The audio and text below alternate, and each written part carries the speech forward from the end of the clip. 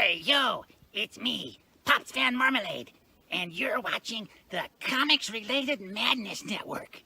Uh-huh. So come get some. CromCon. CromCon. First world, come in and take a seat. Pay us no attention, it's all conspiracy. We have satire and parody, some funny, some perverse. If none of it's offensive to you, you'd be the first.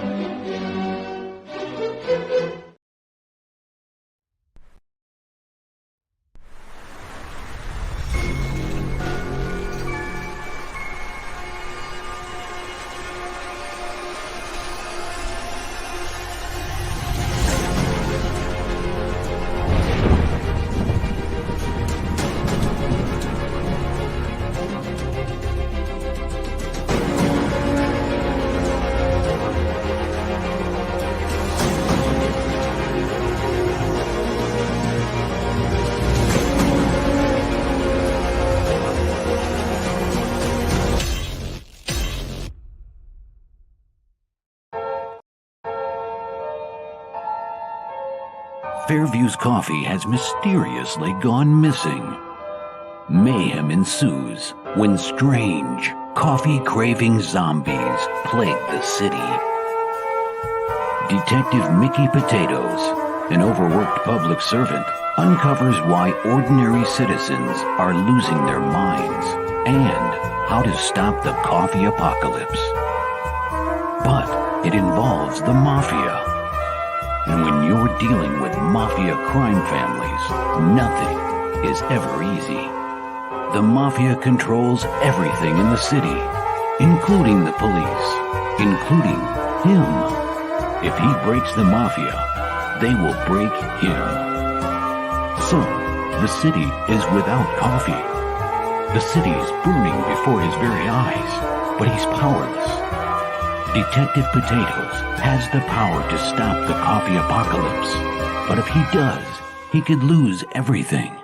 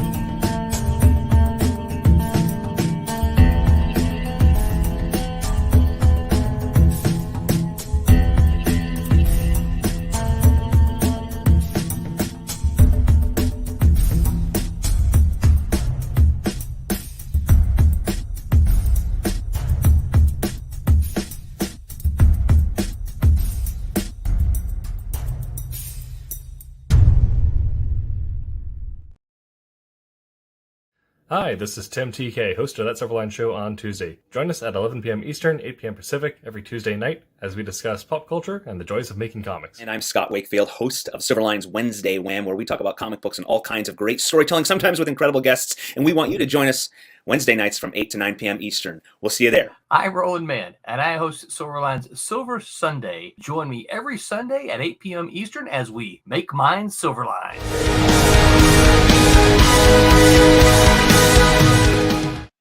And you're live.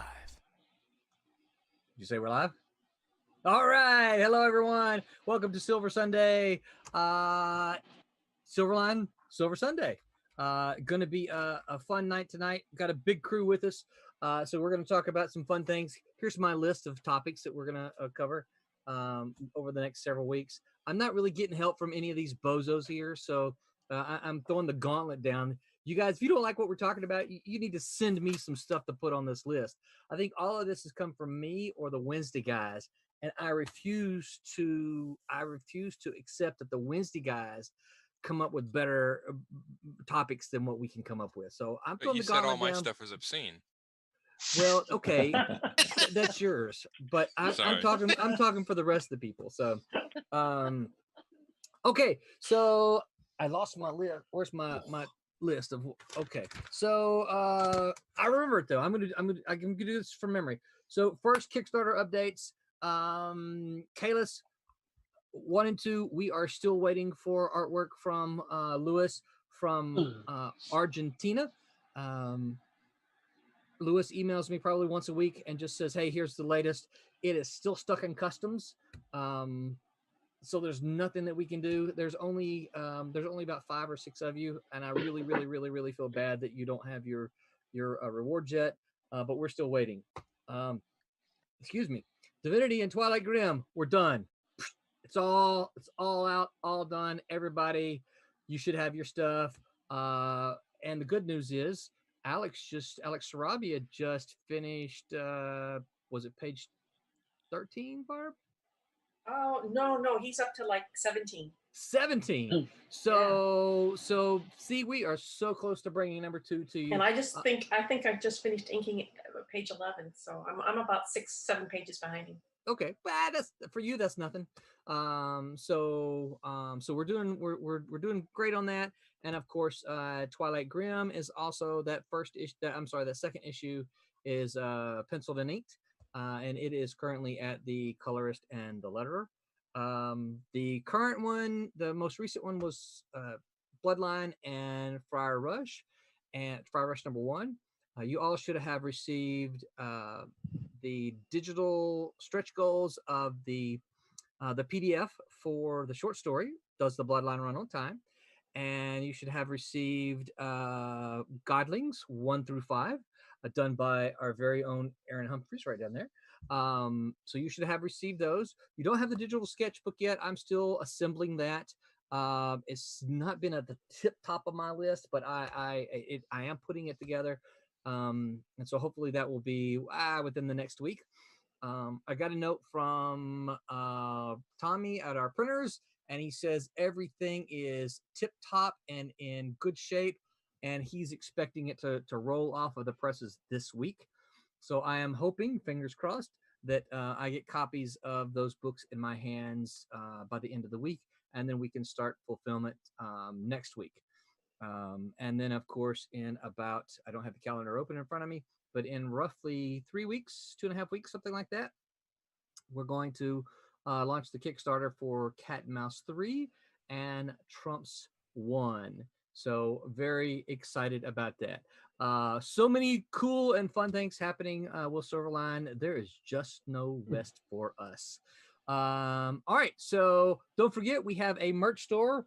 And I've actually been talking to my lovely bride, the CEO, and say, I gotta get some merch so I can hold it. I drink regularly out of this thing here, but it would be neat if I could. And there's Demon right there. I think so. So, Barb's flying the colors there. Good job, Barb. So yeah. So don't forget, we do have a merch store. And of course, I'll put that information in the description below. But let's get everybody introduced here before we dive in. I am Roland. I am the writer of Cat and Mouse and the upcoming Trumps, and the chief wrangler of everything you see here. If something's wrong, it's probably my fault. If something goes right, it's probably the responsibility of everybody else here. So, but you know what? It's comics. I have a lot of fun. I don't sleep a lot, but that's okay, because I'd rather be doing what I love, work myself to death that way, than to be whining and moaning and all that other kind of stuff. So now we'll just start with Murderer's Row. First on my Murderer's Row is John. John, tell everybody who you are. I am the resident Viking and Prince Voltan of the group. Thank you. I'm glad you said Voltan. I would have been upset if you didn't. All right, so I won't say it next week. Um, I am just an inker on Friar Rush. Peter nods in approval. Yes. Yeah, very good. There's no egos here. Okay. And you guys better be careful. You remember who controls the credits here in the books, the written credits. So, you know, you never know what's going to show up in the books.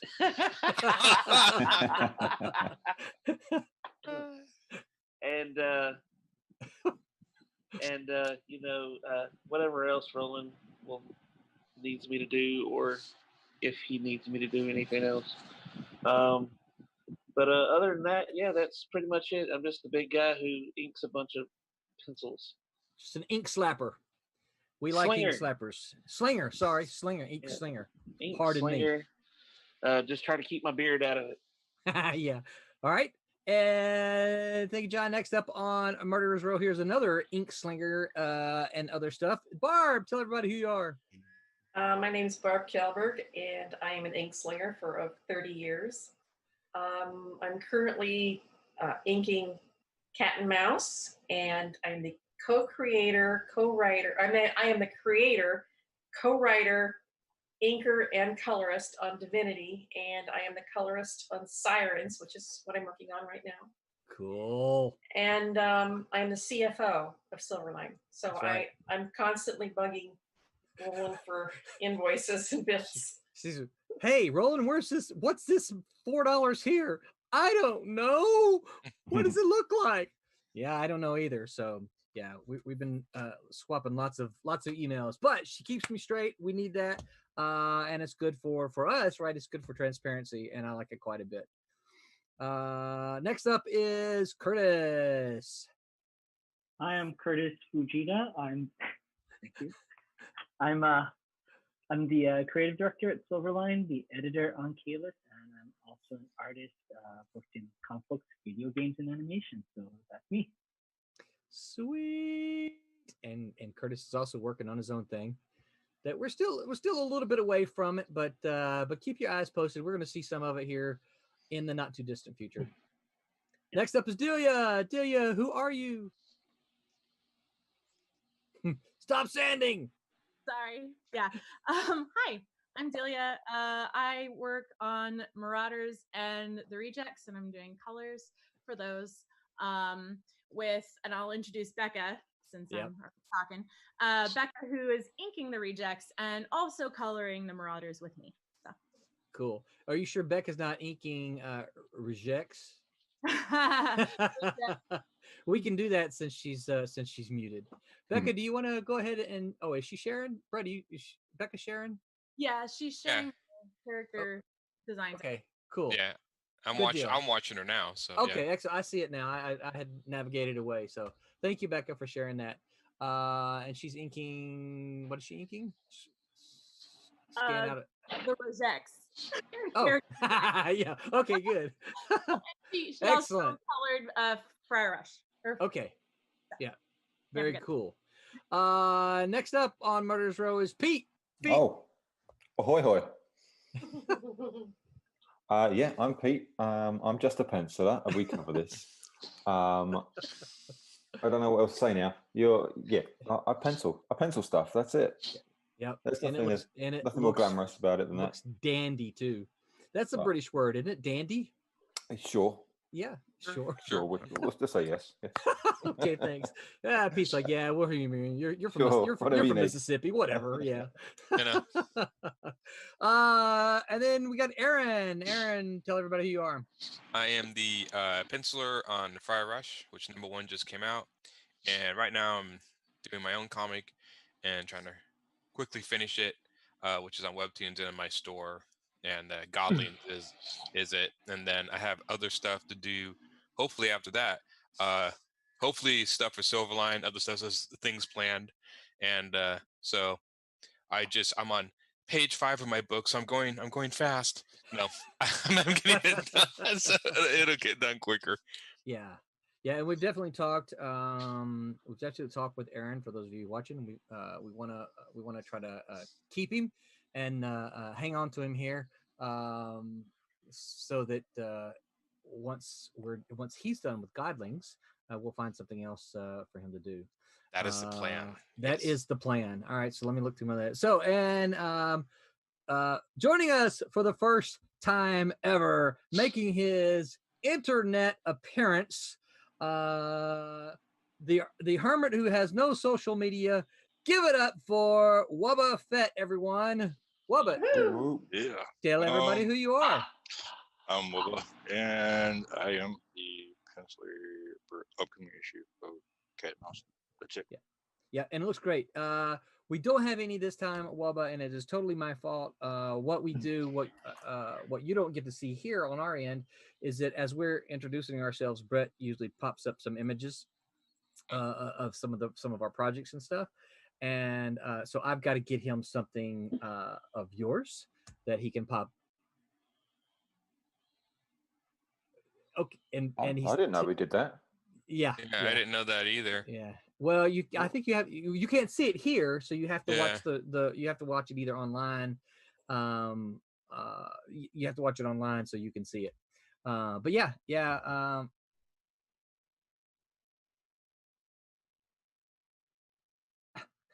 Okay, so I got really quiet. So, Wubba, we're glad that you joined us. Thank you so much. We're looking forward to seeing all the cool stuff. And I got to tell you, everybody, I've seen, I want to say 5 pages. You skipped 2 and 3. I've seen. Yeah, I skipped a double page spread because Yeah. the thing just intimidates me right now. I don't know what it is about it, the double page spreads that intimidates you guys. Jack Kirby did them. Come on now. My whole thing with the double page spread is like when I was, when you're learning, well, at the time when I was learning, like through the 90s and stuff, everybody was doing them. Yeah. Yeah. And now nobody does them, so you retrain yourself not to do them anymore. Yeah, and and my the people who Kablam, who prints our books, they kind of chew me a little bit about the double page spreads, because they're like, yeah, nobody does double page spreads anymore, and I'm like, yeah, but I don't care about anybody else. I'm not really worried about what, my whole life I was never that person that worried about, oh, look, he's got an alligator on his shirt, I need an alligator on my shirt. That wasn't me, right? That was never me. And so I like them. I love Jack Kirby's. I think I sent you a link too, didn't I? What about all the Jack Kirby? Yeah, that was an amazing piece. Aren't they beautiful? I mean, those are fantastic. You just scroll. I could just scroll through them and spend. I mean, yeah. When you sent me that link, that's what I was doing. I was just sitting there looking through all of them. and my favorites are the ones from Black Panther and from Captain America. Those, and they're all good, but those are just so loud and in your face and such energy. There was some really crazy Fantastic Four ones with the Silver Surfer that were Yeah. insane. Yeah, I sent them to you too, didn't I, Pete? Yes. Yeah. Yes. See, I Did love you send them inking any- double page spreads. Yeah. Yeah. Did you send him any George Perez's infamous double page spreads? Those things will make you cry. No, no, I did not. No. So what's happened, Aaron? And I'll dig up the link. What's happened is someone has taken Jack Kirby's double page spreads and made a Flickr photo book out of it. So you can literally just go there and just click next. Oh, that's cool. Oh, it is so cool. I'll have to check that out. I'll dig up the link. I'll dig up the link for y'all, and maybe even put it in the description here. Yeah, I'd love to see that. I didn't even know that existed. Yeah, it's I don't know who's done it, and I but it literally it's alphabetical order. It's got a bunch of Commandy in it. It's got Omega Men, all kinds of stuff. But yeah, it's very, very, very good stuff. I love it, and it's not unusual that I include the link in the plots when I say, hey, we're going to do a double page spread. Here's Jack Kirby, go be inspired. Yeah. Yeah. Behind the scenes, so if you see me stop talking sometimes, or if you see me get confused, that's probably because my son is talking in my ear. Behind the scenes, you don't see him, is Brett. He's the one navigating all of our technical production stuff. You'll never hear his voice, but he sometimes talks in my ear just to agitate me, really, and to throw me off. See, the other thing is everyone else can hear him, but you can't. So it makes me look nuts. Okay, so that's our crew. Thomas Flamani said, "What up? Have a great show. Have a great how." And then he says, "Show." Bobby Weskovich says, "Hello, big dummy. What's up, Screw Loose? Glad you have you join us." Eric Dotson says, "Hey, Silverline, I see a new face. Hey, Wubba." And then he says, "Inkers rule. More Tommy, more Tommy. Tommy loves doubles. They just don't translate to digital readers very well." And I get that. I understand that. But, oh well. So, today we are talking about things I learned from comics. And now this can be, this can be kind of anything. It can be, specifically, I learned how to screw in a light bulb. I learned, my morals or whatever. But this is just, what did you learn from comics? I mean, we've all obviously been greatly inspired by them, or we wouldn't be on this stream at 9 p.m. on a Sunday night talking about making them. Right. So what are some of the things that you learned from comics? And obviously we're not going to get Becca's opinion, so we're going to speak for her. She obviously didn't learn pronunciation from comics. She's going to smack me next time. I know. She sees me. She's gonna start writing stuff on the screen. Yeah. She hadn't seen Tommy when she's high. Okay, so who wants to jump in first? Yeah, so you got to watch her on the stream. So she just wrote hi. But who wants to jump in first? What did you learn from comics? Anybody?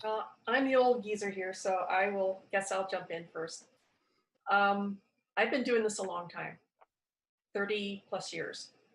And I took a break, went back to what I did before comics, which was accounting, which is how I ended up as a CFO for Silverline. And when I did that, I realized that there is a real difference between what a career is and what a job is. It was very, very apparent to me that accounting to me was just a job. I mean, it was a way to make money.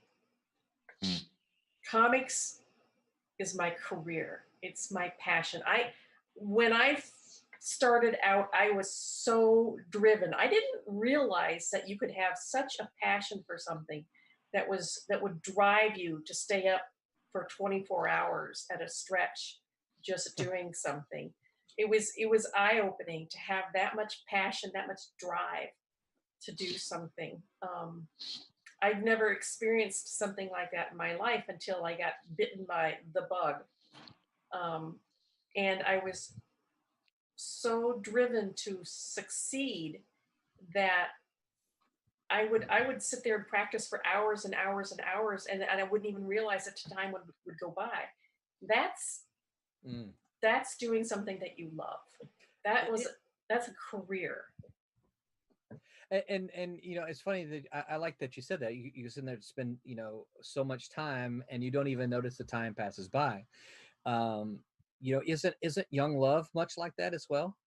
Yes. I mean, right? I mean, when you're young and in love and you spend time, you're not young love anymore, Brett. You got 3 years behind you. But yeah, That's still young.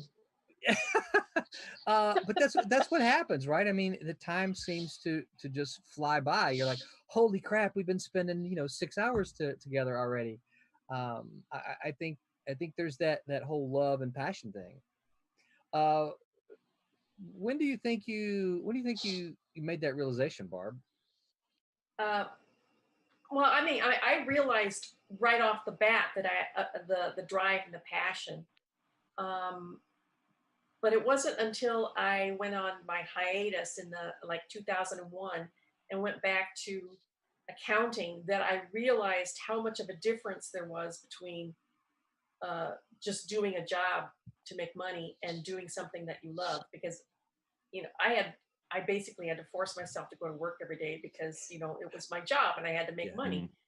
And I missed doing comics. And it really slammed home to me the difference between doing something that you love with passion and just doing something to get by. Yeah. Once I didn't have that in my life, the disparity was just, it was just right in there in front of your face. And it made me realize that if everybody would just have a chance to do what they absolutely love, the world would be a lot better place. Yeah, it would be, right? Yeah.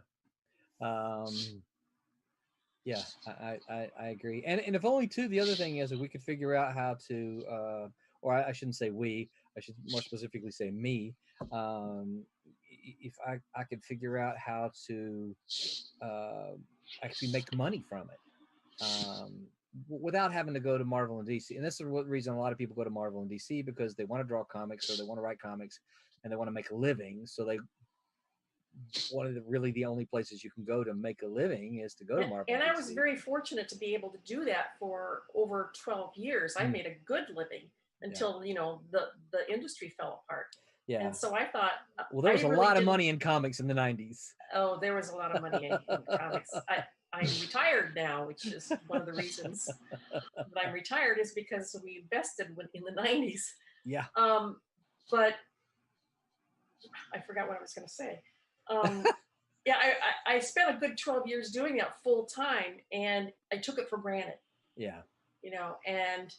And yes, I had the drive and the passion, which is something that I'd never experienced before. I got into it, but once it was gone, then it really, really came home to me how much influence that can have on your life, on your personality, on your ability to get up every morning, on the drive that you use to be creative. It's just fantastic. Yeah. That's what I else? learned. What else? Who else learned anything from comics? I learned some. Well, Aaron, wait till Curtis starts to speak. Oh, that's right. Curtis, are you about to talk? So, anyways, long story. Long story. No, I don't know, because how many people here have actually read Matsumune Shirow's Appleseed? I've mentioned this before, but have you guys ever read it or seen it or know what it is? No, I know what it is, but I've never read it. Yep. So that was probably one of the second comics I got into, and it's about basically a SWAT team in the future in this utopia. It's cyborg guy named Brios and his partner Dunan, who's a point lady. She's basically the point man or front point woman, and he's the rear. And so I basically started, which is weird. So when I read it, he does a lot of research on military and SWAT tactics.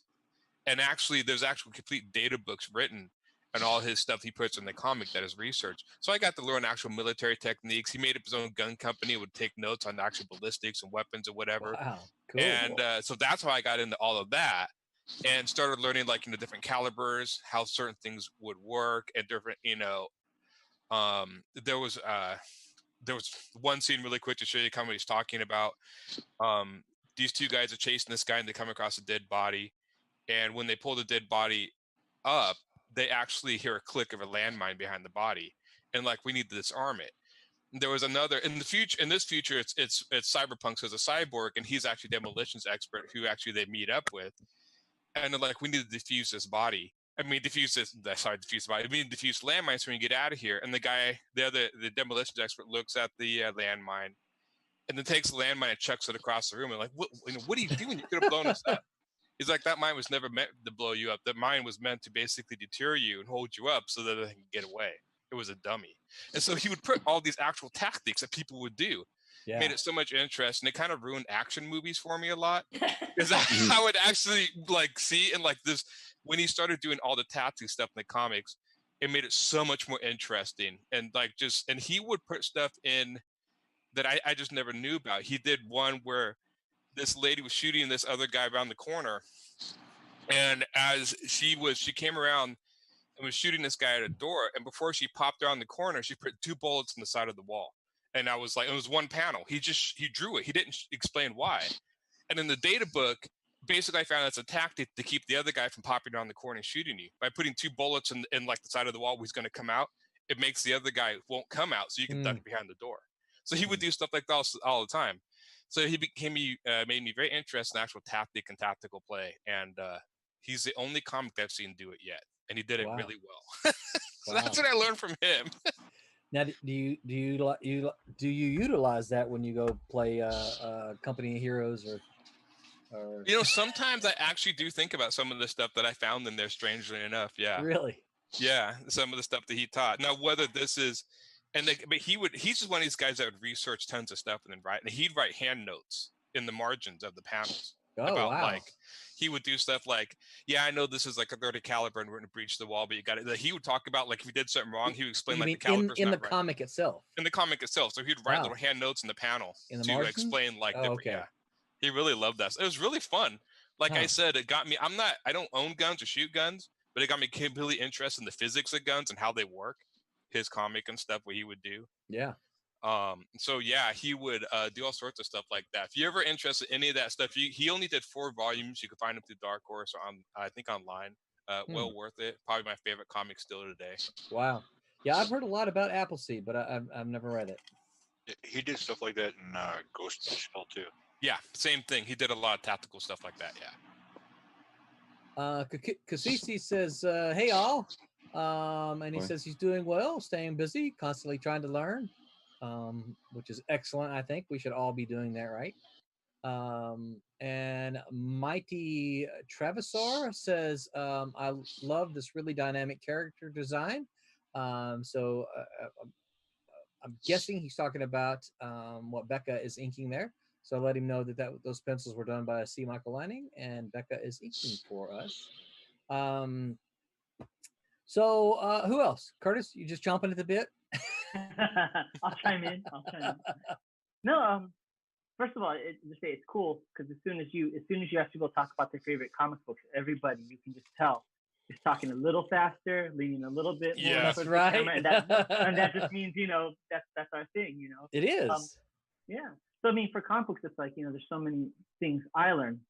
But the funniest thing is even though we often think of it as keeping us useful, comics helped me grow up. It helped me go into adulthood. I mean, it taught me vocabulary. I mean, so many words and things like that. I still remember using lines from The Dark Knight Returns, even though I had no context of it. Like if 2 of my friends were arguing, I'd use that line where Bruce Wayne says to Clark Kent, he goes, I'd become a public liability and you're a joke. I had no idea what public liability, but I just remember that, my students were like, why am I a public liability? Now, when you see, do you still use that today? So if you see 2 students fighting, do you go, Martha? Wrong one. Curtis sorry. Go ahead, Curtis. Before. Yeah. No. I mean, for me, it's definitely vocabulary, but also I agree with that. Morals, code of ethics, and even like ideas that I wouldn't encounter as a child, but I would go into adulthood. I mean, if you're reading Daredevil like I was when I was like 6 or 7, right? You're like, what is going on here? What is the context of that, right? And so there's a certain maturity level that I feel like I actually got from comic books, whereas the common thought process would be to keep you immature. But I learned a lot from comics, Yeah. So yeah. I think I learned I have to second the vocabulary. Yeah. Oh yeah. Yeah. Well, I pulled out the with great power comes great responsibility line a few times for various reasons. Yeah. One of them was on my son when he had his baby, his first child. Oh, Josh, with great power comes great responsibility. That's right. Okay. Well, and not to put too fine a point on it, like I was raised Christian. My mom would take me to church, and I would be drawing on the donation envelopes, drawing my comic book characters and stuff like that. So I wouldn't necessarily be enthralled by the moral lessons of the pastor standing up there, preaching, but a lot of the same moral context and moral fiber I would get from a Stan Lee story or Chris Claremont. I mean, X-Men. Wow, deep stuff. And it was just kind of a lot of those values that we attribute to religions or myths, like superheroes and comics are modern myths, and you can gain a lot of good information. Yeah. Yeah, I think the Aaron, you've been wanting to say something. Go ahead. Oh no, I totally forgot. I was going to say something probably just completely rude and insulting to Curtis, but he So- took it all away. So that's okay. We're going to turn the tables on Aaron tonight. Anytime Aaron starts to speak, Curtis, we're gonna start. I'm gonna jump in. I think Barb mentioned the great with great power comes great responsibility, and I was a huge Spider-Man fan. He was he was my favorite superhero up until I discovered the Vision. Um, and that was one of the things that kind of always sunk in with me is that Peter had this huge responsibility. And one of the things I don't like about and I don't want to turn this into a bashing modern comics thing, but one of the things I don't like about what they've done with Spider-Man is how everybody knows his identity. And I think that was part of what made Spider-Man Peter Parker, because this was this secret that he had to keep from everybody. And so he had this huge weight, right? He had this great power, right? But he couldn't tell anybody because it risked having his family and having the people he loves it risked putting them in danger. And I think that for me that accentuated the whole great power, great responsibility thing, because he had to keep it to himself. Yes, he had the responsibility because he had the power to serve others. But a lot of times you've all probably heard it. I think they say, character is what you do when nobody's watching. It's not what you do when people are watching. And I think that's what resonated with me with Peter Parker, is that no one knew who he was, right? No one knew he was Spider-Man. And so he went out and did all these awesome things and he couldn't tell anybody, you know?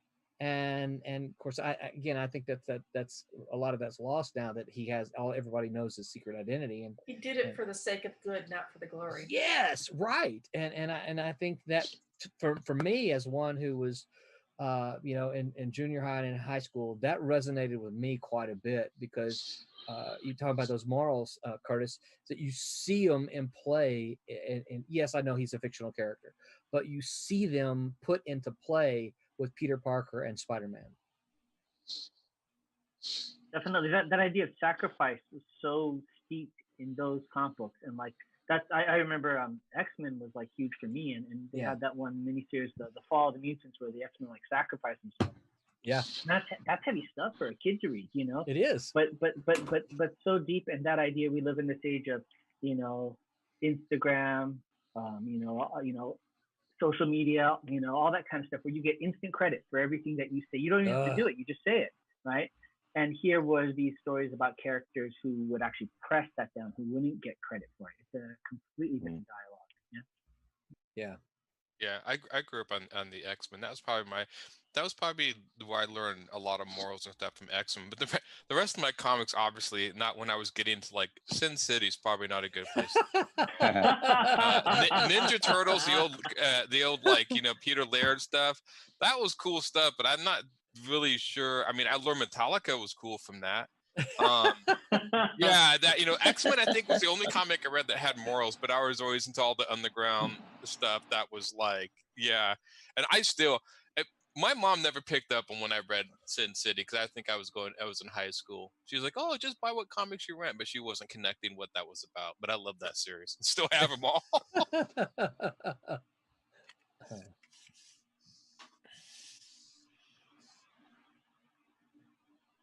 Okay. Somebody else? Has anybody else no one else has learned anything? Just a lot of bad stuff from Lobo. Yeah, I know. Bite me, fanboy. I know. Oh, what? Wait, no, I can't say that. Lobo's favorite phrase. Yeah. Oh, yeah. Well, Roland, didn't you learn how to read from comics? Yes, I actually did. Well, I don't know that I learned how to read, but I certainly advanced. I had zero interest in reading as a kid. I grew up in Mississippi. I would when school was over, I went home, got off the bus, and I wanted to just go outside and play. I wanted to throw dirt clods at the squirrels. I wanted to throw dirt. We lived right beside, when I was in elementary school, we lived right beside a pasture. And so there were always cows on the other side. And I would often get out and, chase the cows, throw dirt clods at them.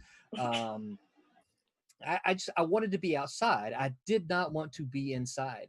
And so because of that, I fell behind my classmates in reading, because I just had zero interest in it. It's like, reading, who wants to read? No way, right?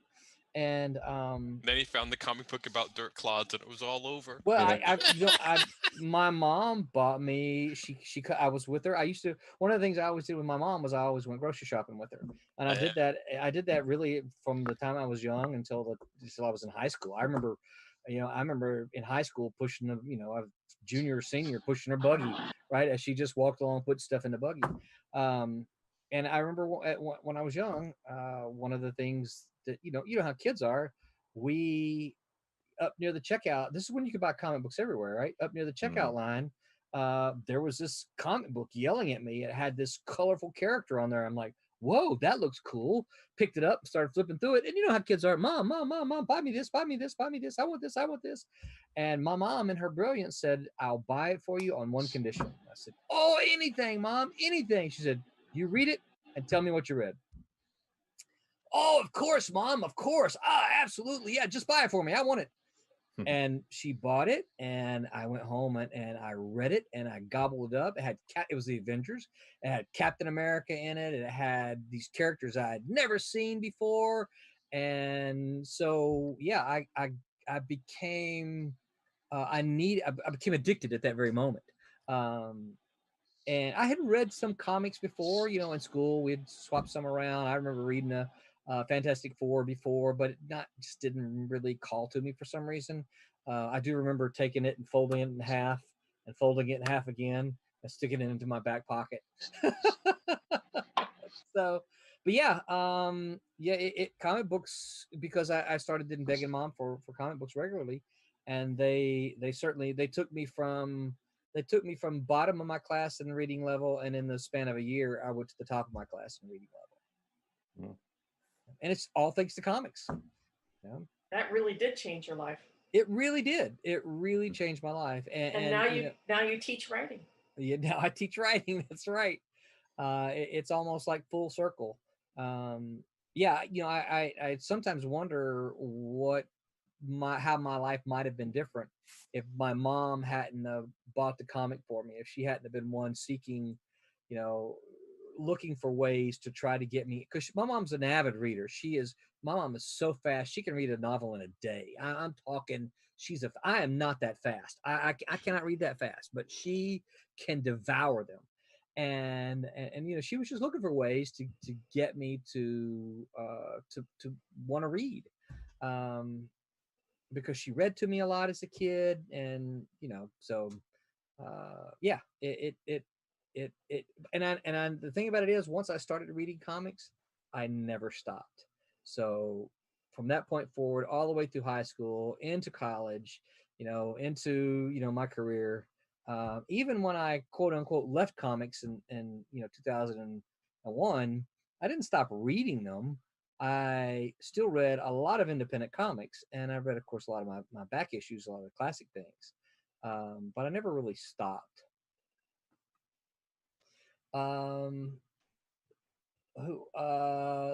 Let's swap over and get somebody else to share there. Brett, let me see, what are we looking at here? Wubba, pop your drawing up there, why don't you? I think what you're gonna have to do is you're gonna have to kick Becca off for a little bit. I think it'll ask you to kick her off. We still love you, Becca, but we're kicking you off briefly. Brett, can you put Pete up there at the same time, since he's got his screen there on the Zoom? Okay, why don't we'll do fine that? With that. What a shame. Yeah. Why don't we do that? Because it's 9:39. We'll do that after the after Wayne Hall's review. Okay.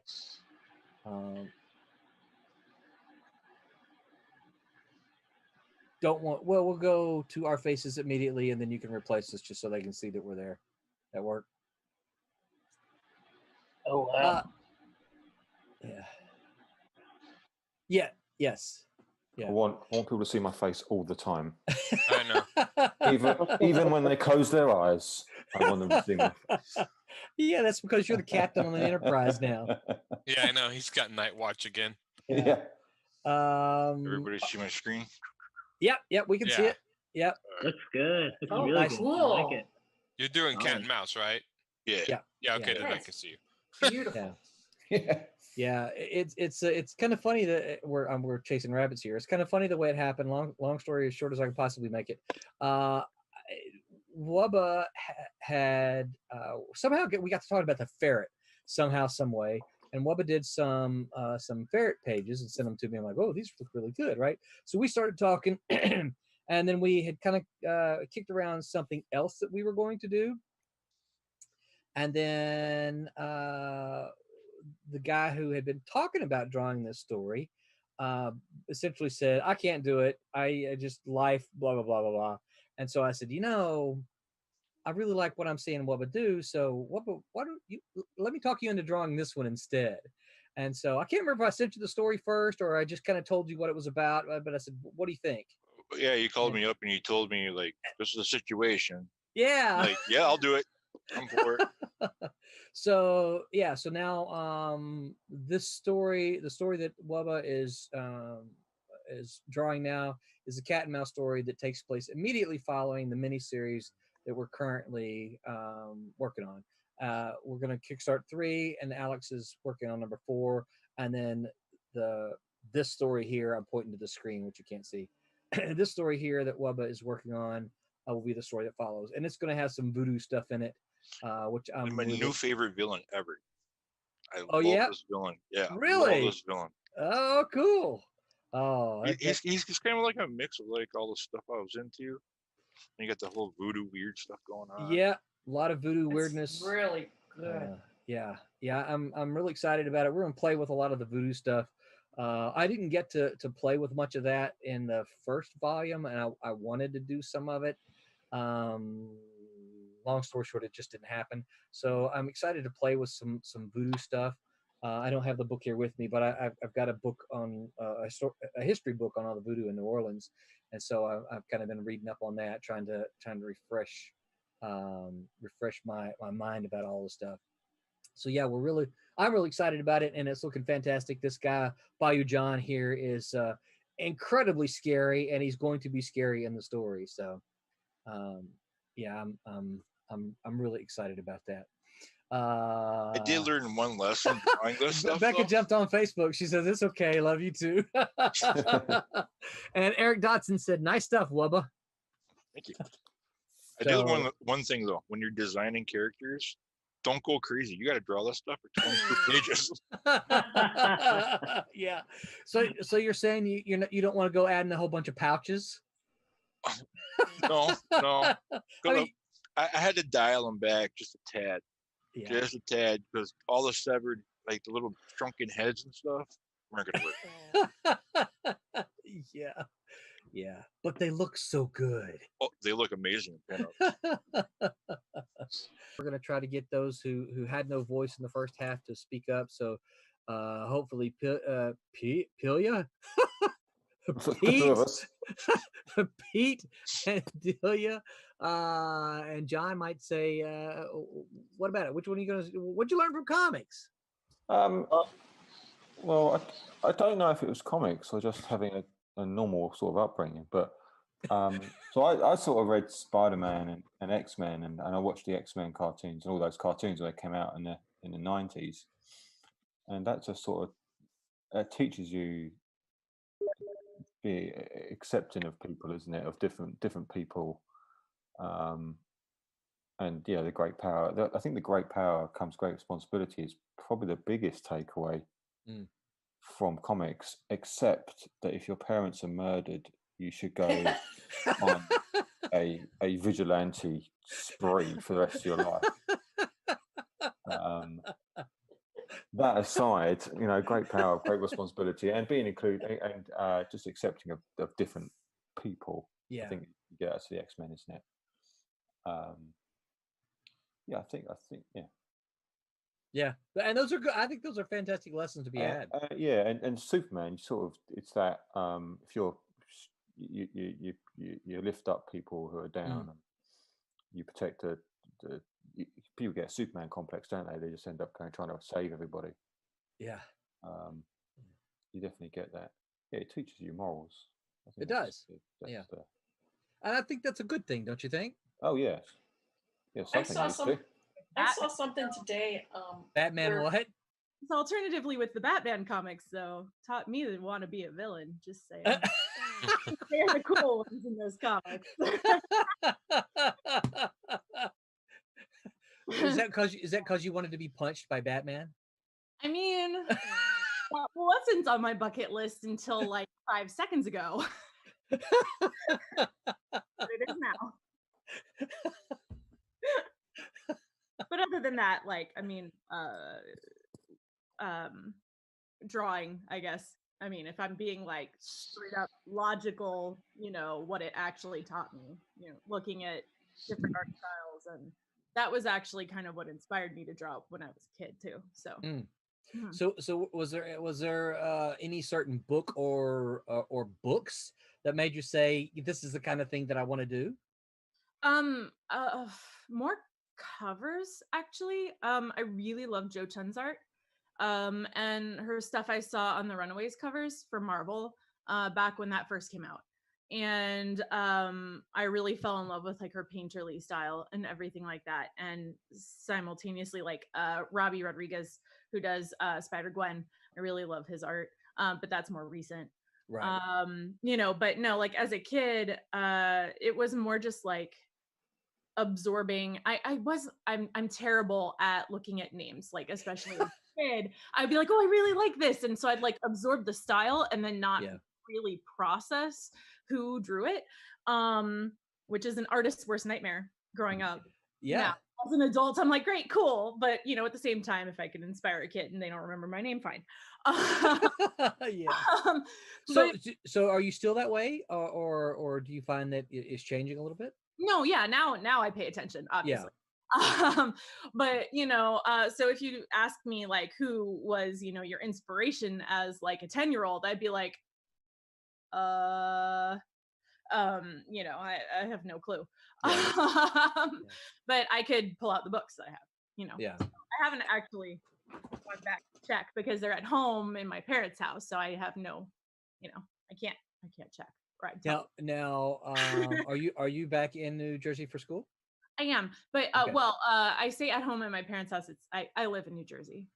But okay. I live separate. Gotcha. Okay. Well, I knew the Kubert School was there in Jersey, and I didn't want to make assumptions that. Right. Yep. Yeah, I think it's fair to say that we don't. When you're younger, you don't know who the creators are, because I know when I first started reading, I had no idea. Roy Thomas and Steve Englehart were writing those issues of the Avengers that I loved. It wasn't until it began to mean something to me that I began to realize, oh, there are people making this stuff, and not just the comic book fairies that delivered them to the 7-Eleven, right? Yeah. I think the earliest comics I sort of remember buying were being bought for me were the Heroes Reborn, the Marvel Heroes Reborn. So when Jim Lee and Rob Liefeld all came back to, and I did take note of the artists because the art was like, wow, this is amazing. As a kid, this stuff was incredible. So the Jim Lees and Rob Liefelds, the Wilt Portaccios. Thank you. Yeah. So those are probably the earliest artists that probably influenced me, because I remember them, and the Adam and Andy Kuberts. Yeah. The first comic book I ever got bought was An Incredible Hulk by Adam Kubert. Wow. Yeah, that's the first comic book I ever got. My dad ever bought me. Really? That was I didn't know that obviously at the time. I just thought, wow, this is amazing. The Hulk and the Wolverine. Big green dude. Yeah. Yeah. And it wasn't until years later I realized, Adam Kubert drew that. Yeah. Kubrick did a really good. Adam and Andy both did a really Adam Strange. Oh yeah. Which is really really good. I think Salvador LaRocca Yeah. is one of my first ones. And then Cool. also Jim Lee. But yeah, Salvador LaRocca I loved his run on X-Men. Right. That's right. Yeah. Yeah. Mhm. You just all been there, done that, whatever. No, I do. I take note of artists. Certainly his style was very different at the time. Or his lines were a lot cleaner. And I was like, oh, that's different. Who's this? He compared to the Jim Lee crosshatch. Yeah. But yeah, I'm an artist, so I've always taken note. It's funny. I don't follow many new artists. Frank Quietly is one I like. There's a lot of new ones I don't. I kind of followed certain artists when I was into comic book art, and then I kind of stopped. That's when I got in. I would go to the library, and when libraries reopen, I would do this again, and I just get all sorts of random comics and random art because I just want to see how people approach the comic storytelling with different art and different styles, and you find some really unique things that people have done. But yeah. It's weird, yeah. I mean, so when I look at like Marvel, DC superhero stuff, I hardly know who any of the artists are. So probably after the early new crop, 2000s. I don't either. Yeah. With the advent of Facebook, I found that I really, really enjoy watching artists do videos, so I can sit there and study how they're doing different techniques. I love watching Walden Wong do his videos. Oh, yeah, I think I know who he is. Yeah. Yeah, and there's several other artists that I will sit there and I'll watch their videos just so I can see how they're doing things differently.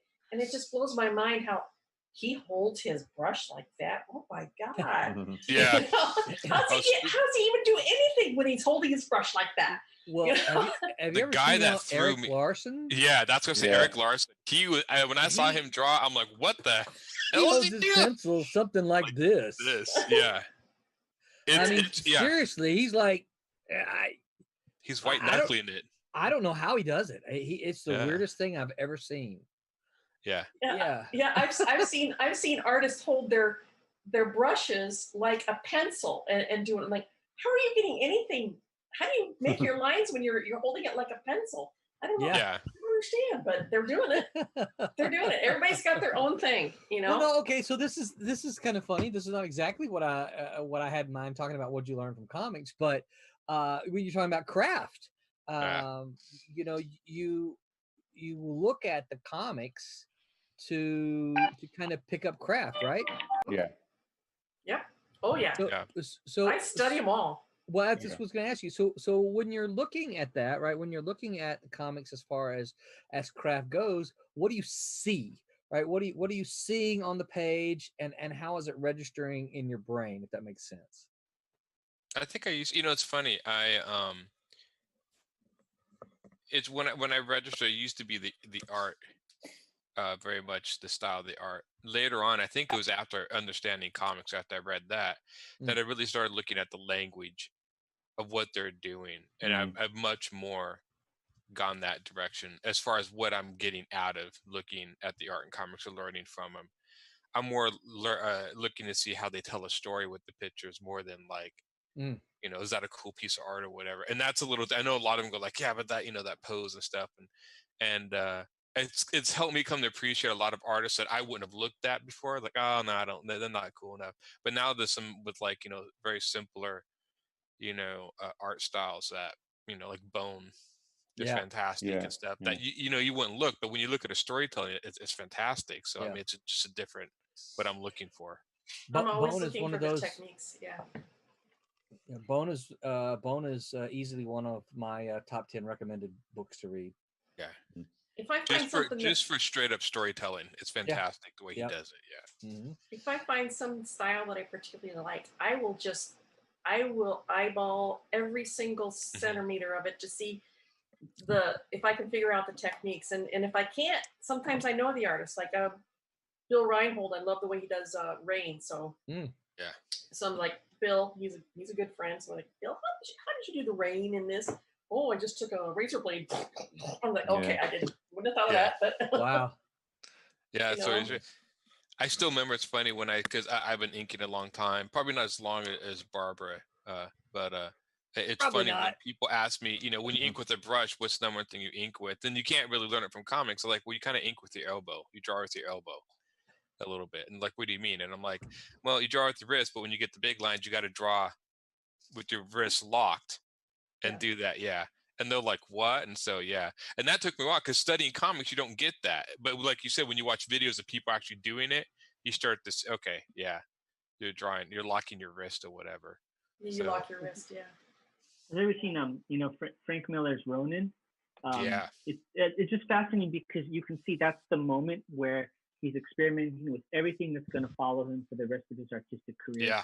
Going forth. There's panels of Sin City in that. There's panels of like Moebius kind of hyper detail, and then there's callbacks to his Frank stuff, which is like Daredevil stuff. And it's such a cool book because you can see him kind of navigating where he's going to go in the future, Yeah. Yeah. And Frank Such a Miller's fun art one. is another one where it's you either like his art or you don't. I appreciate it because it's very simplistic now, considering what like the Dark Knight Returns. But the way he can do storytelling, especially in Sin City, there was a lot of ways he drew characters and they get mood. That's the one comic you want to get like mood in your comic and sort of that storytelling and mood. Sin City's fantastic for that. And if The you way look he at did that. Eisner's The Spirit is like the Yeah. precursor to that. You can totally see where Sin City draws from. Oh yeah. Spirit. Oh, It's he doesn't crazy. hide it. It's crazy. Yeah. Great stuff. Tommy says he reads a comic a couple times, wants to read the book, and then he goes back and really look at the art and see what he can learn from it. Yep. I agree. Yeah, one of the artists I've really been enjoying, and I'm also, if I go out and buy a book, a lot of times I find myself buying a comic based on an artist if I like it. Sometimes story, mostly art. Frank Cho is another one I really like. Yeah. He's a good storyteller too. He's kind of well-rounded. He's kind of irritating. He can like do the inking and cross hatching and all that. But then I've read some of the stuff he's written. I was like, oh, he's actually a good storyteller too. Damn it. So yeah. Yeah, he's got a beautiful style as well. I like it. Yeah, very clean. Which I like clean art. Yeah, I'm tending to go more towards that more. And but I still like the detail stuff. Like it's like the stuff Webb is doing is fantastic. But it's just when you see clean stuff, it's just like it helps me discern like facial expressions sometimes. I mean, this stuff. I'm not okay. I'm gonna put my foot around. I think I love Webber's stuff or whatever, but I've noticed that I used to love that stuff, and now I'm starting because I would never look at clean work. Oh, that's simple, it's clean. Then I started realize a little bit more why they would do it. I'm not. I can't. Was it Steve Rude, the guy who did Nexus? Was he the writer? He was the artist. His stuff is fantastic. Also, looking at that sort of. He used to be local here. Was he local? Yeah. Yeah, he's from Madison. Yeah. We have a lot of local guys in Portland. I remember I went to my local mall years ago, and it was Kurt Busiak was sitting in the food court eating. I'm not going to go up and say anything to him because I mean he's just eating. But I was like, hey, isn't that? Oh, it's Kurt Busiak. Oh, cool. Okay. So I run into people like that around here sometimes. That's one of the reasons that I chose Alex Sarabia to do Divinity because his style is so beautiful. Oh yeah. Yeah, Crisp yeah, and I really like his. Yeah, I do the too. art and Divinity is well done. Got a very, very nice, very clean style. Yeah. John, what about you, man? You look like you're kind of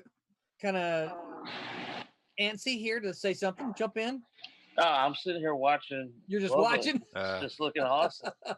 Yeah, Wubba stuff looks great. So beautiful. You know, one of the things that might be worth mentioning, and this may be a completely another topic to cover, but I wonder if, because we didn't really see a lot of this really detailed West Coast style busy line, a lot of lines until I guess Art Adams and Longshot. Yeah. I thought it was Michael Golden is when we kind of. Well, I think it was. I can say Arthur Adams because he's like the master at cross hatching. Yeah. That guy is nuts with that stuff. Well, I mean, it's not to take. I mean, not Art Adams. I mean, Neil Adams has a lot of detail. So but he doesn't have the kind of, like, just looking at what Wubba's doing here, he doesn't have the kind of thing like that. And so hang on, go with me here. So I wonder if part of the reason that we didn't have that until really the late 80s and early 90s is because Frankenstein. Yeah. Well, because of That's the printing. epitome. Yeah. You know, printers, you know, comics used to be printed on toilet paper essentially, you know, and that stuff Wouldn't pick up the lines. No, No. and so They if would you disappear. drew the fine lines, they muddied or they just didn't. Yeah, I mean, I've seen a lot of really good inks. Tommy probably inked a bunch of them for me at the time, you know. Ink, and we print them, and the lines just disappear because the technology just really well. Let me rephrase that.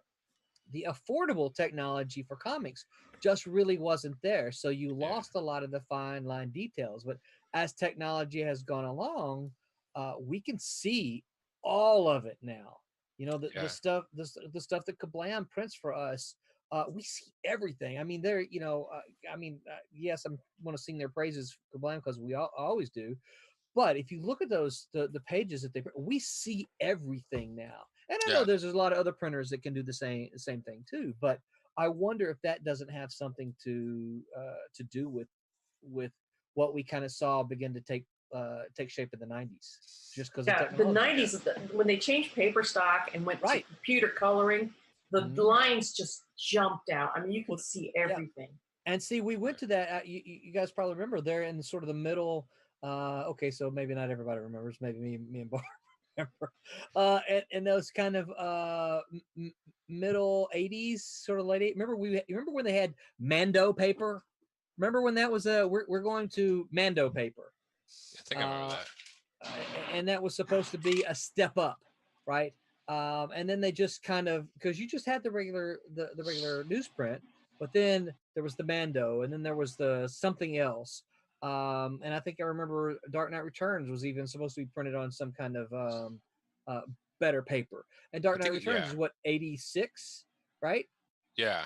So see, it's along that period of time that I think we look at and we see all these fine lines begin to show up in art and notice them.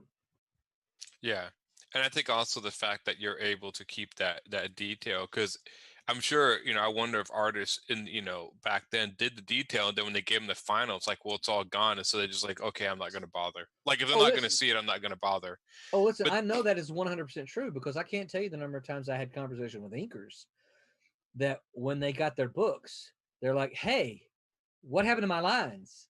And of course, you know, as the editor, I just got to say, look, it is what it is, you know. Yeah. So this is what we print, and you know, number one, you're doing them bigger, so you know that you're going to lose some of it. Yeah. When you reduce, and this is something, you know, I've talked to Tommy about this some, and Tommy, you might chime up there. But like, see, just even watching Wubba, and not trying to pick on you Wubba at all, but it's easy when he does it digital, right? To just take those two fingers Curtis was talking about and zoom that stuff right in. Well, then you could just get and put all those tiny little lines in. But when you zoom back out, how much of that is going to be lost in the print? You know what I'm saying? Yeah. It's definitely getting better. I mean, the fact that I'm able to just pencil my comic and color my pencils and still have my pencils show up is unique. Then there was a comic called Blade of the Immortal. I read some of it. Great Did book. it all in pencil. Gorgeous. Yeah, Gorgeous. and of course, the old technology would not have been able to do that. But when he did it, you know, in the book, it was just amazing. Yeah, Curtis has read it. It was just one of those things. You look at this guy's art, even though it's pencil, and it's like, that's what made me start to think, like, was it really possible to actually, you know, do pencil or do different mediums? Well, did you see besides just pencil and ink? Yeah. Yeah, you know, we've done like the first issue of Cat and Mouse. We had a graphite edition. Did you ever see that? Yeah, in which we printed the pencils, and it looked great. DC's done some of that. They've done a black the and white, Batman Hush. Yeah, it was just the pencils. Yeah. And one thing I was Jim Lee. Go ahead, Curtis. One thing I was thinking too is that, you know, it's probably like a confluence of different, you know, streams. It's like, you know, one, like you're talking about the technology, but two, international comics were making their way back to the U.S. So you had the Jean Giraud, the Moebius comics coming in, the Blueberry. you had the Lone Wolf and Cub coming from Japan, and Miller and people like that outright said that's their influence. So I think it was a combination of those styles were gestating overseas and coming back with more of an illustrative quality, and the technology that kind of led to that, that surge that we see now. Yeah, I mean, especially Europeans, they treat when they make a comic, they treat it like making like a book. So they'll take like a year or two to just make it. I think they release it as once. And I mean, their comics are like what? They're like these like perfect bound graphic novels, the books, but they take so long to do, and so they look at them as like for neat books. And so, and I think a lot of them, they treat the authors like they would, like, okay, we'll give you an advance on money, and you take all the time you need to make the book as best as possible. More like the publishing industry, and here there's more of a tighter deadline, and over there there's not as much. But yeah, it's just a whole different way of approaching comics. You were talking about going straight from graphite and doing it that way. Innovation did a bunch of books in the 90s where they skipped the inks altogether. Yeah. They just colored straight over the pencils. So was I that wasn't Hero fond of the Alliance? look. Huh? Yeah. Is that Hero Alliance? They did that with There that? was that. There was some of that. There was Michael Dukavich from Australia did several books for them like that. And there was some Hero Alliance. I was looking for them at the time, and I think there was some Lost in Space books that were done like that. I wasn't a fan because it lost that crisp, clean feel that the inks bring to it. And I'm not saying this because I'm an inker, but I thought the graphite coloring right over the graphite made it look muddy. Yeah, I agree with you. I'm not a fan of it either because I think it loses some of that what I view as the sort of traditional comic look. When you lose those crisp black lines, it's different. One of the reasons I got the idea of doing mine, well, one, it fit kind of the look I was going to, but I got it from Disney animated movies. There were these strings. It was 101 Dalmatians, and it was like the Rescuers. And if you watch the animations, every few frames they'll put back in the underdrawings, and so you see these underdrawing lines flicker in and out. And it made I'd never seen anything like it. I'm like, this is a really cool style. So they cleaned it up, but almost left in the underdrawings and the roughness to kind of give it this weird look. And I remember just like, wow, that's really, I've never seen anything like it. I'm like, could you mimic that in a comic, and how well could you do it? And then that was my experiment. So if you look at Goblins, you can still see some of the underdrawing. But of course, the idea behind mine is I wanted to look like an old tomb, like something you find like an ancient. Like you would open this book up like an old tomb. That's why the pages look the way they do. When I did the ink, it was like, well, that's too slick. But when I did the pencil, I'm like, well, that looks like something that would be sketched on like in an old ancient monastery or something. And then the color. So that's kind of what I was looking for, so it served it more. But yeah, it's an experiment. And I'm always experimenting with comics and story. Like I think I told you, I did an Old West kind of comic book that was done in a children's book format that told like more of an adult comic book story, just to see if I could. It's done. Yeah. So yeah, I like to experiment with stuff like that. What about John? Did you ever think of anything? What'd you learn from comics? What did Voltaire learn? That somebody's alive. Gordon, maybe? Possibly. But then I've heard this Dean guy's name yelled out a few times. That's right. Yeah. I think I learned more from the creators of comics than I learned from comics in a way. Yeah. Because, I mean, obviously, stuff, it's like, well, comics, you've learned, be a decent person. I can't really say that I learned that from comics. I had to learn that the hard way.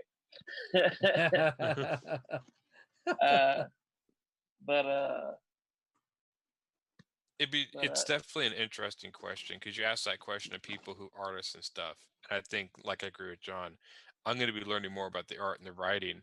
But the initial question kind of theme is like, what did you learn about life from comics? I'm like, But I wonder if you ask somebody who's not making comics, who just likes to read them, you might get completely different answers. Yeah. Well, like, one thing I keep reminding myself is try to go through this journey,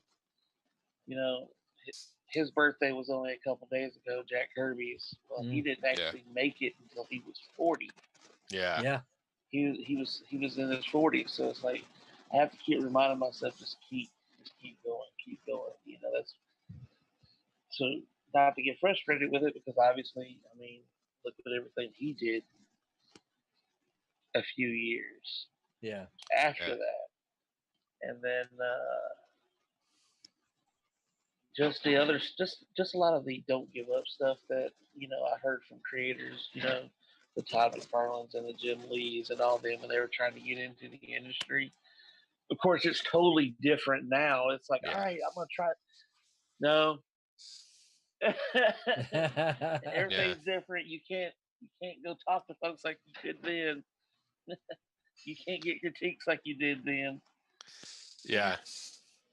Well, the one thing that's really switched that I learned from John is I remember a few videos coming out that portfolios are not as big of a deal, but making a product, making a book, some sort of product to sell becomes your portfolio in a way. I've heard of that a lot. Like, if you really want to make it, just start making comics and stuff to sell, and then that will help you break some more of the chain. Yeah, the biggest change from back when I started was anybody can do a comic these days, just crowdfund it. There was no such thing as crowdfunding. Right. You know, independent comics you can just make your own thing these days.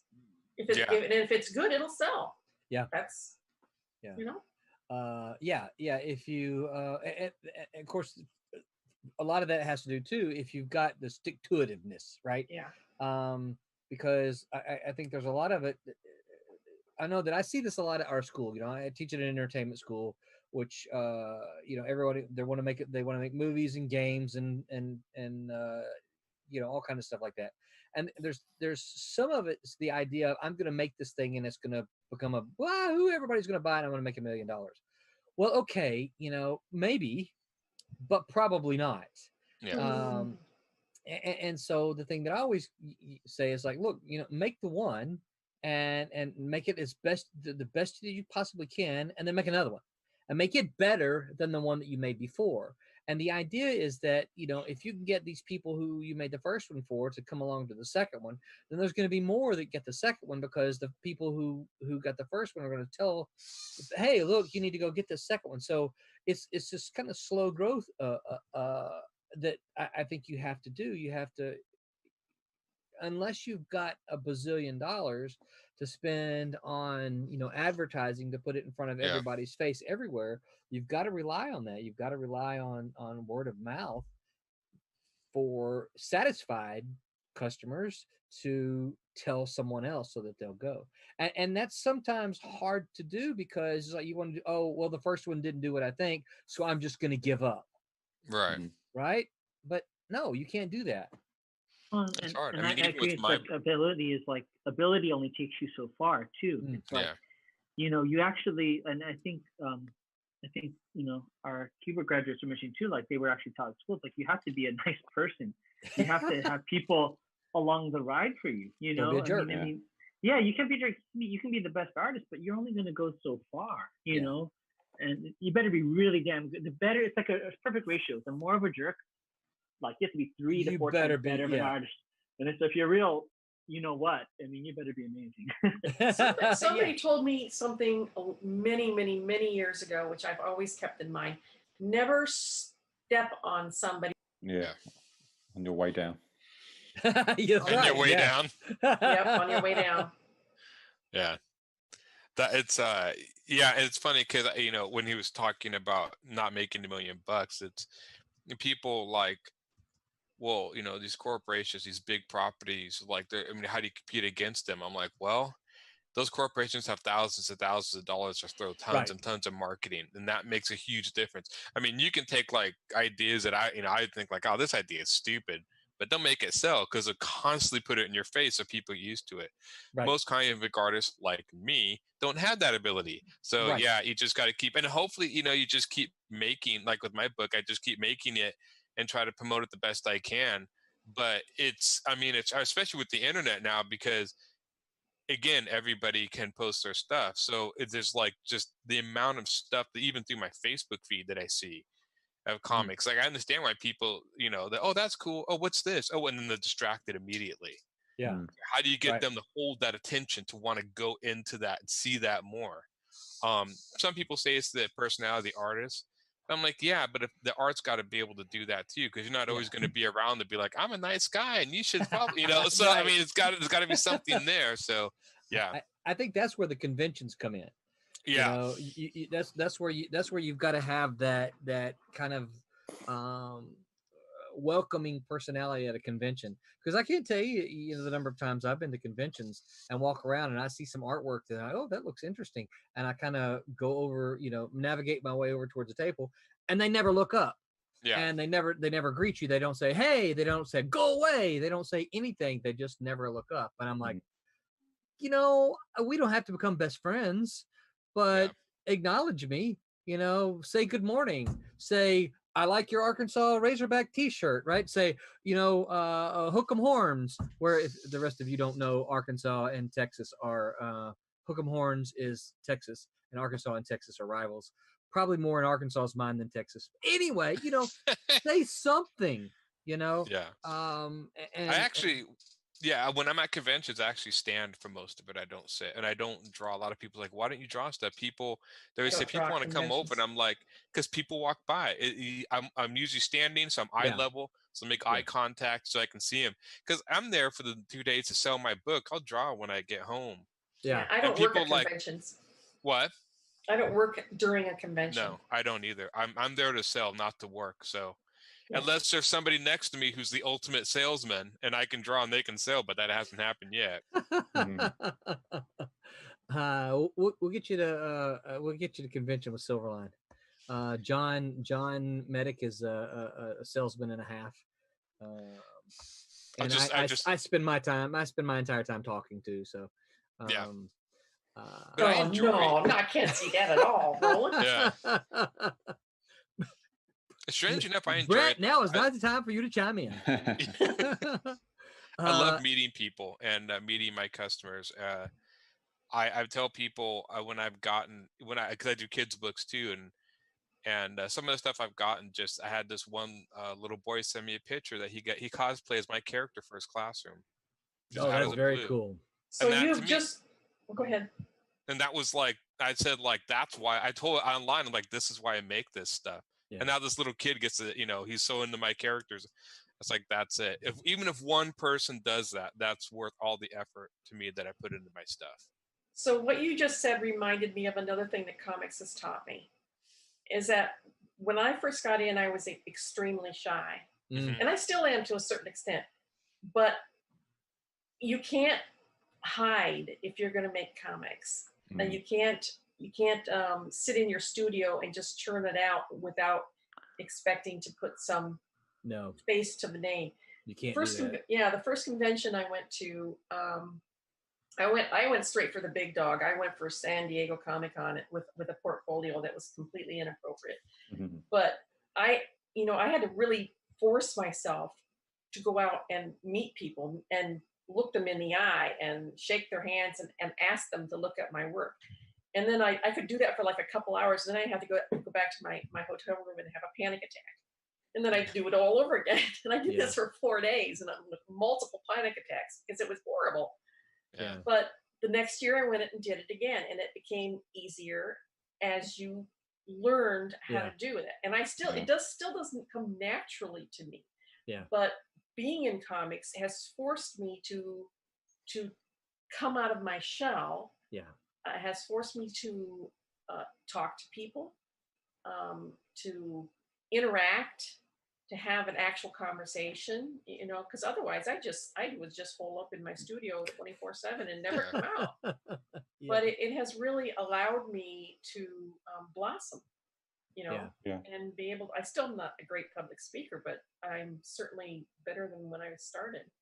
So in that respect, I have grown a lot. That was the conventions. I actually started going to the meetups on the online meetups. around here and doing the same thing, but continuously forcing myself into public situations so I can get used to speaking to people and be more, and now it doesn't bother me as much. I used to be the guy like I would never go to a party or never speak in public, and now I'm like, oh, I'll go to a get together, sure, whatever. It's and conventions have become the easiest because at least at convention I know there's something in common. We both Right. like comics, so.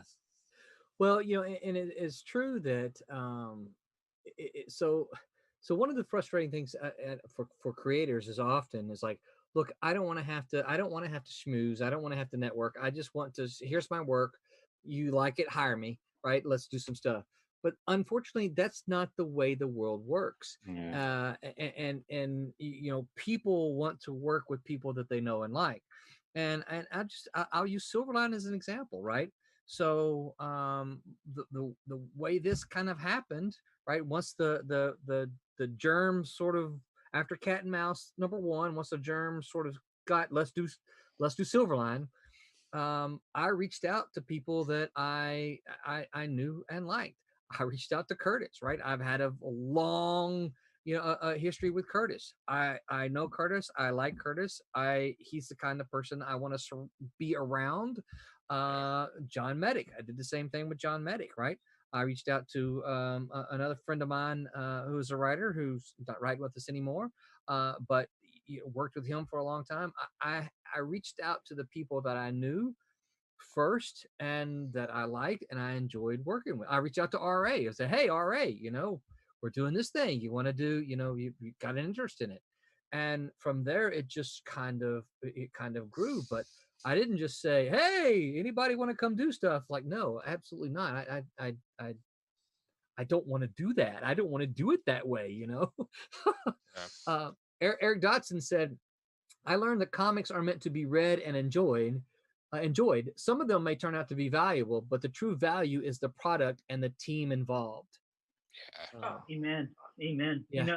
Roland and I were talking this week, kind of off air, about team, and of course we always talking back to the Malibu days, but we were talking about our Silverline team and how everybody gets along, And I was just thinking this week, as time passes, you start to realize more stuff, and it's like there's always these moments in your life where you look back and you go, oh, there was like lightning in the bottle. In this moment, it's like a sports team. A sports team will have a certain era where just the right amount of people and everything are vibing. Yeah. And usually the people involved don't realize that until after that time's passed, Yeah.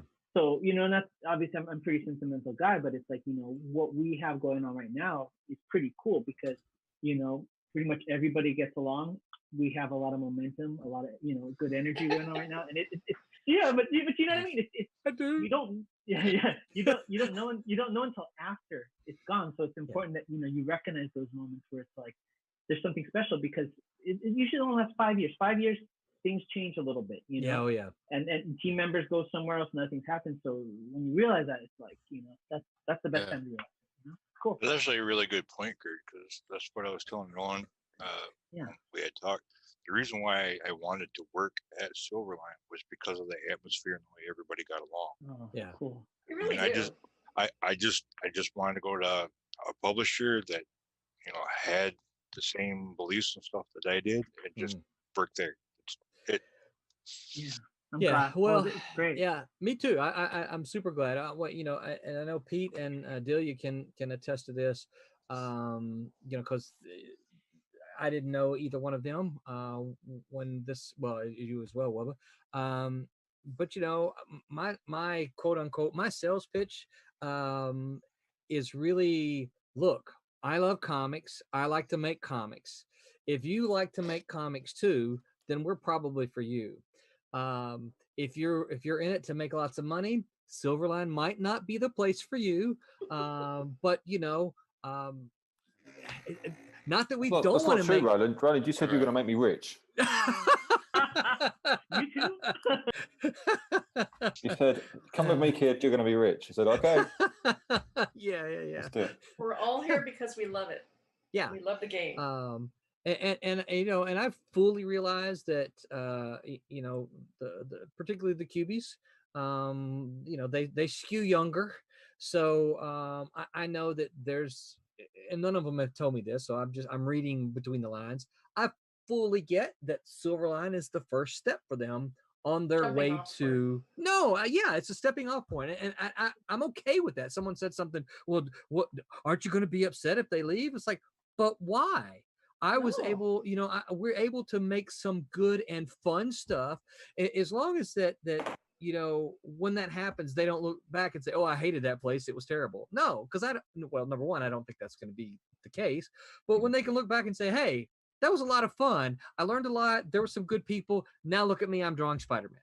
I'm gonna feel like mom, sending my kids off. Right? Yeah, exactly. Roland's the dad. I'm the mom.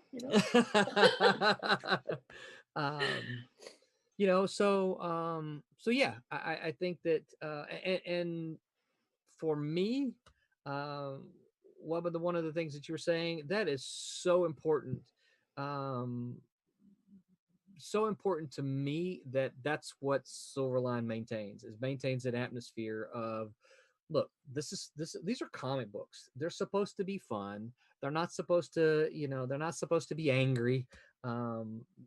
Let's have fun. Let's tell some good stories. Let's entertain some people. And yeah. So it makes my heart happy to hear you say that, Wubba, that's the reason one of the reasons that you wanted to make Silverline your home for now. I like it because it's got a laid back style, which really mixes well with my retirement. I would not go back to DC and Marvel now because I don't want to do the pressure. Oh my God, the pressure when I worked for them. It was intense, and I worked 7 days a week and I 12, 16 hours a day all year long. Now it's so relaxing to be able to work with people that are more relaxed, laid back. We're all happy. We have fun. We have fun doing what we're doing. Yep. Well, so why do you have me here then, Roland? Everybody needs security. Wow. Wow. I came here. I moved to Florida in 2011, and from 2011 now it's been about 2 years. DC offered me a position 3 different times. And really? Yeah. Nice. And the problem is like, no, that's just not enough money to go and do what you're wanting me to do. It's like, I get it. I'm so thankful that you feel this way. And I'm honored that you would do this. But no, that's not what I want. It's not what I want to do. I don't want to go and be someone's corporate butt boy again. It's just not what I wanted to do.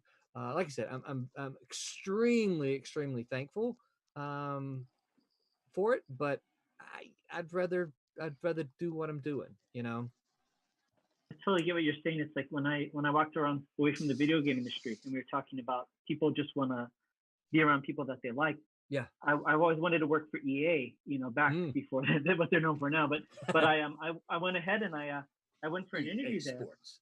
Yeah, and I went into the office and it was my art director was competing for the same job as me, and I knew I didn't want to go back into the corporate world, but I was there for the interview and I walked in, and so I was just cool as cool as can be. I just started talking to the art director and I said, he's looking at my work. I said, hey, can I look at your artwork?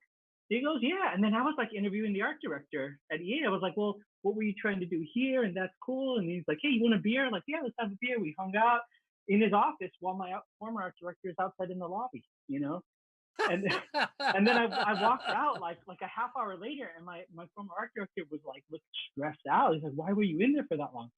And then they offered me the job, But like you, I didn't want to go back into that corporate life, And then they thought I was playing hard to get. They raised the salary, and so then I was like, that was the moment. It's okay if I turn. It's like the really hot girl in high school you've been trying to date. If you turn her down, you're not going to get a second chance. So I knew that was right. it. But yeah, there comes that time where you love the art. Yeah. The business is something different. If you can make the two happen, that's great. Yes. But that doesn't always happen. That's the one thing I learned being. I didn't work super corporate, but I've been in school and stuff. I've always been one of these, like, I love the art, I love creativity, and I learned really quick because I was like, oh, maybe I could be a concept artist. And then I was like, yeah, but it's just going to have you draw variations of. One person said like the Sulaco from Aliens, like they're just gonna have you draw variations of the same ship. Like I started realizing when like going the concept, I was like, is there any creativity? No, not really. They just want you to look at what this sold before, make a variation on this, sell Yeah. it again. Yeah. And I was like, well, that's stupid. And I've always been one of these people, and I don't mean this, maybe I do mean it to be mean. Uh, that I've never seen people make something so generic so fast unless you're in a corporation. I'll take a really cool idea within 3 steps. It's like, yeah, now it looks like everything else. Go with that. And I'm like, all right. And it's amazing. I mean, how many ideas get squished down? Well, I'll tell you, I'll tell you what I learned. And this is so you got to listen real closely, okay? So people often ask me that, what was the difference between when Malibu, when you worked for Malibu, and when Marvel became the editor, or when Marvel became the owner. And I tell them this. I say, well, here's the difference, okay? As an editor, if you bring me an idea for a book, and I'm like, oh, I love this book. Let's take it. Let's see what we can do. I could take it to the owners at Malibu, which would of course been Scott and Dave and Chris and Tom. Okay, I could have taken it to them and made a pitch. Their question would have been this. Okay, now here's where you got to listen closely. Their question would have been, "Can we make money?" And if the answer was yes, then that's it. Yep, then do it. Right. If so they would have done it. Right. When Marvel became the owner, same scenario. You go and you ask them. Pete stopped. Put our faces back up, then, Brett. When Marvel became the owner, then same scenario. You go and pitch the story. The question became, how much money can we make? All right. It sounds almost exactly like, but it's not. For Malibu, it was, can we make money? And for Marvel, it was, how much money can we make? Because there was a point for Marvel, that's not enough money. We need to make more money than that, and that's not worth us doing. And so yeah, that's not something that I knew until I existed in the belly of the beast. Yeah. They're looking at actual like end goals instead of like, do you think we just could make money at all on this idea, whatever? Yeah. Right. Yeah. It's such a different climate because I look at now, I mean, are you looking at, I use movies as example. Indiana Jones, Star Wars, Aliens, Predator, very unique movies. And I've thought, looking at the current climate of so much corporate controlled media, that would you be able to make unique ideas like that again? It's very rare. And maybe the 80s and the 70s were that era of boom with all these, because we've been kind of milking, especially Star Wars, and milking that for years. But there's somebody that makes such unique, like Ninja Turtles. If you take Ninja Turtles to like any Marvel DC, they would just say, get out of here. What the hell? But look at it. Yeah. So that's the thing that I find almost sometimes kind of, these ideas sometimes are weird and you sometimes take a chance.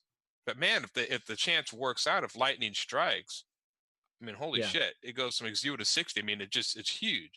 And but if so many people constantly looking at this made money before, so we're looking at what came before to see if this will make money.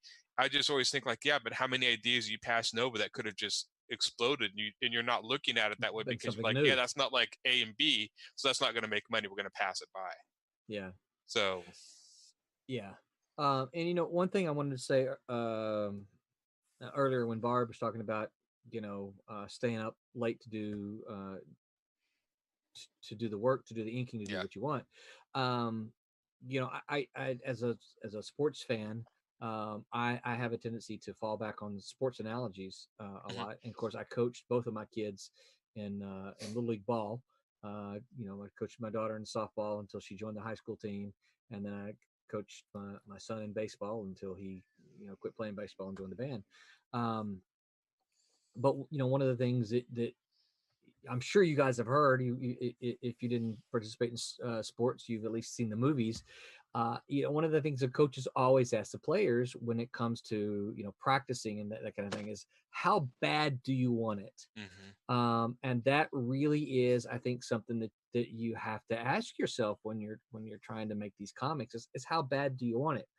And I tell people, Jimmy Palmiotti, you guys probably all know who Jimmy Palmiotti, great guy, one of the nicest guys in comics, took me to my very first ever Marvel party. And he only had known me for like 2 days. I've heard Jimmy say that over and over that he's not the best inker, he's not the best writer, but he's the hardest working one. Yeah, I don't know if that's true or not, because I know a lot of people who work pretty hard. But I do know that for me personally, is I had to make those conscious decisions when I was in college.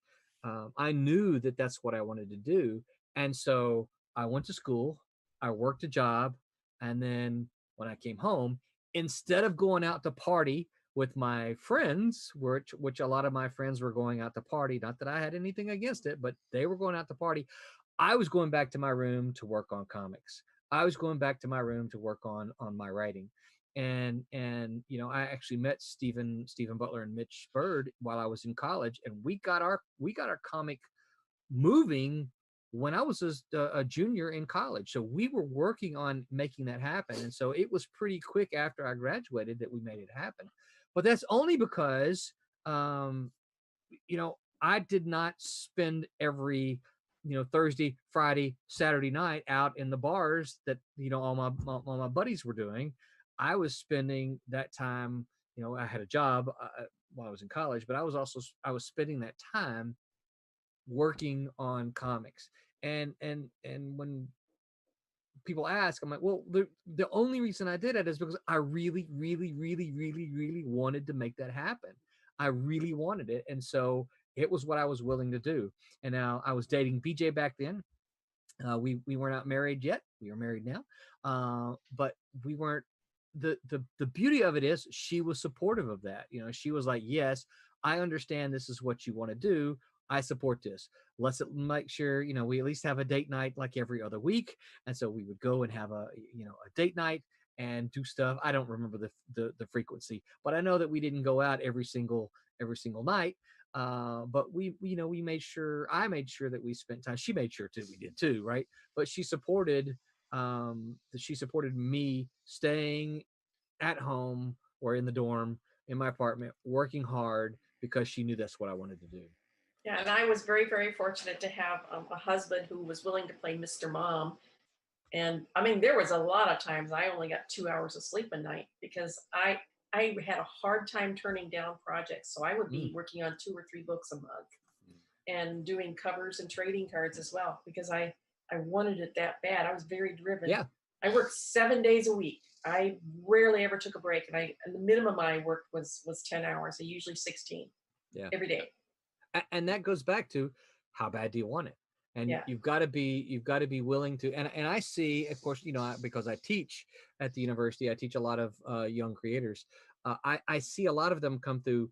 They talk a good talk, but then when I hear them, it's like, well, what did you do this week? Well, I spent 40 hours playing this brand new game, and I binge watched all these 13 new Netflix shows. And I'm like, did you spend any time doing this thing that you say that you really want to do? Oh no, I didn't read anything, I didn't write anything. Okay, you know what that tells me? That tells me you don't really want it. You want to call yourself a writer, but you don't really want to put in the time and effort that is required to be a writer. And that's something else that comics will teach you. Discipline. Yeah. And the thing too is you don't know what that line is where you're going to get it, right? Right. It's going to come on its own. It's like, of course, for me, not just art, but the martial arts thing. There was a sequence, the final sequence of movements that my teacher, my CPO, was trying to get from him. He taught all my classmates who had been there for a shorter time than me. And I would drive up to San Francisco to try and get it from him for like 5 years. He didn't teach me anything. In fact, one time I would go up, I donate money to him. One time I went up after 5 years. I thought every time I go up, this is when he's going to give it to me. He's going to complete the whole system. One time I went up, he had me teach the kids class. I could only stay one night. He said, okay, I didn't even get to practice. He says, teach the kids class. And then when I was done, he says, have a nice trip back to LA from San Francisco. And I talked to another older gentleman who was in the game, and he told me, I asked him, I said, why did it, finally he taught me, I said, why did it take so long? I said, was it because I wasn't ready? Or was it because I didn't earn it yet? He goes, it's the same thing.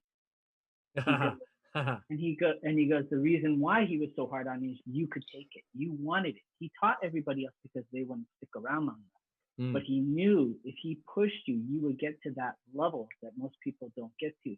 And you were willing to take it. And it's that thing, but you can't put the expectation of when that goal is going to hit, right?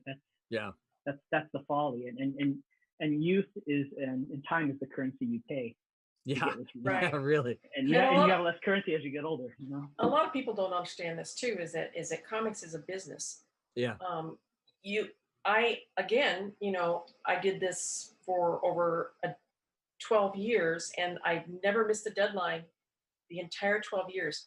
And because of that, because I was wanted to be professional, it was my business.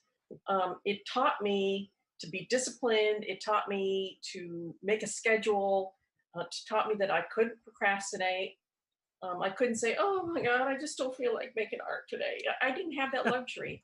I didn't have that luxury. You have to teach yourself to be disciplined. And that's a huge, huge lesson to learn.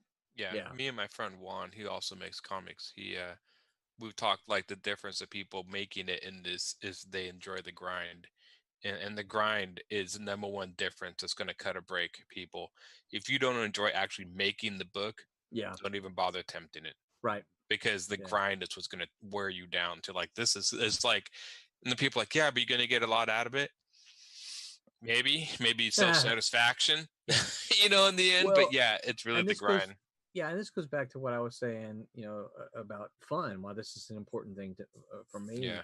When I talk to folks, Silverline has to be fun. You got to have fun doing what you're doing, because if you're not having fun doing this, you might as well go do something else. Right. You might as well go shoot pool. Go play a video game. Make sure you're having fun. I paid my dues. Now I'm having fun. Yeah. Mighty Travisor says, what markers, pens, champ using? Pete, what are you using there? You're not using a marker or a pen, using a pencil, right? What kind of pencil are you using? Right, so I've got a mechanical.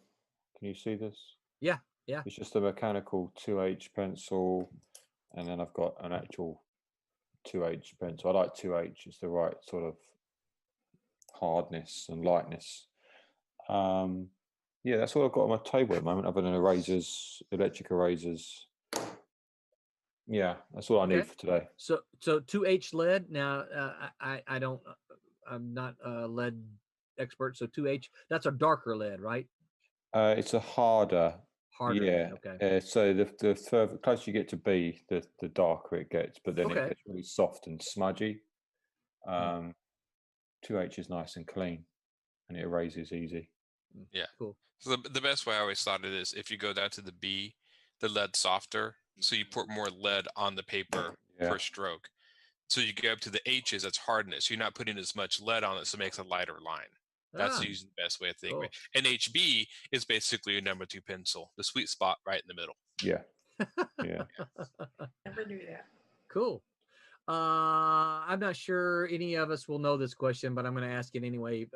Pete Hammerich Jr. says, what's the New Mutants 98 reprint CGC 9.8 worth? Anybody have any idea? New Mutants? Yeah, 98.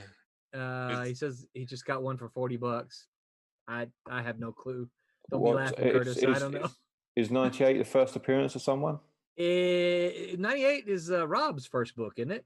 Oh, is it? I think it's Rob's first book. Then it could be worth a bit of money. If it's CGC, then yeah. Well, it also says it's a reprint, so. Oh, then it's worth $5. Yeah. I have no idea. It's CGC, so it's worth $40. I think the most I tell people is it's worth is how much somebody's willing to pay you for it. It's worth what you paid for it. Yeah. Yeah. If somebody's willing to offer you $500, that's how much it's worth. Less, more, whatever. He said he got one for $40, so I would say it's worth $40. I would say right now, right. yeah. All right. All right. Well, as happens, our clock has gotten away from us.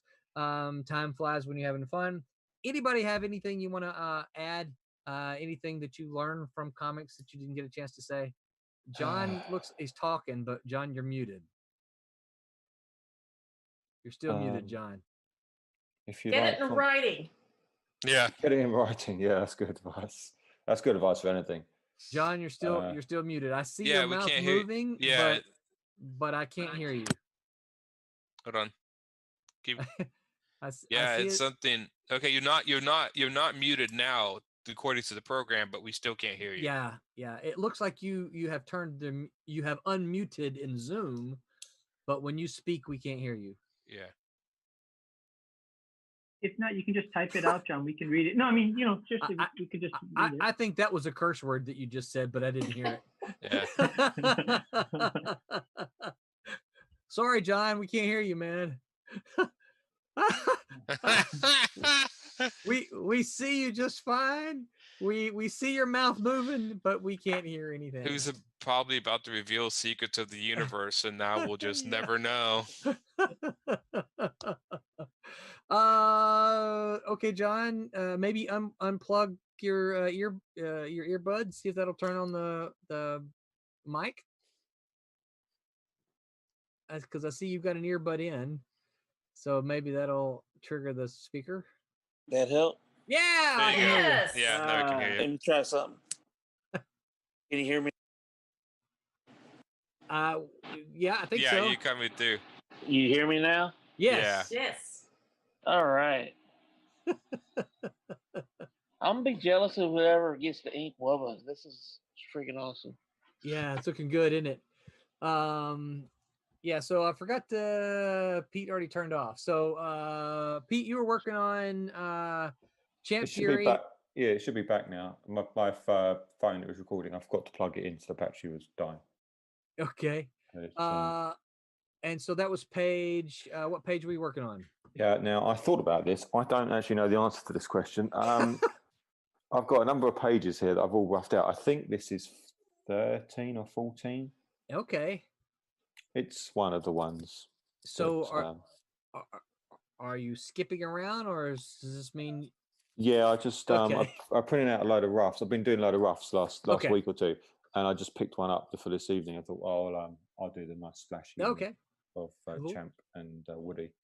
I think it's 13. It's Champ and Miss Fury. Yeah. It's definitely one of those pages. Okay. Definitely one great. of those pages. And what have you been working on here? You're muted. You're muted. You hear me now? Yes. Yeah. All right. So yeah, cover for issue 5, 6. Well, it'll be issue 1. Okay. We'll one of a new miniseries, but yeah. Of volume. Yeah, volume. It'll be volume 3 at that point. Volume 3, issue 1, because ones do better than 5s. Mm-hmm. Right. Okay, John. I would at some point. I actually want to dupe one of the Mitch Bird covers. Okay, cool. That would be love Mitch Bird. That would be very, very cool. Yeah, there's some nice covers there. Yeah, I've got some. I will talk covers, other color ideas and everything later. That very cool. John, now that your microphone was working, were you going to say something earth-shattering to us, or? No, nothing earth-shattering. Okay. All right. Well, guys, it's 11 o'clock. Let's go around and tell everyone where they can find us online. John, we'll start with you so that your mic doesn't break again. Tell everybody where they can find you on the interwebs. Apparently all over the interwebs somewhere. Facebook, Instagram, Twitter, Patreon, everywhere. Okay.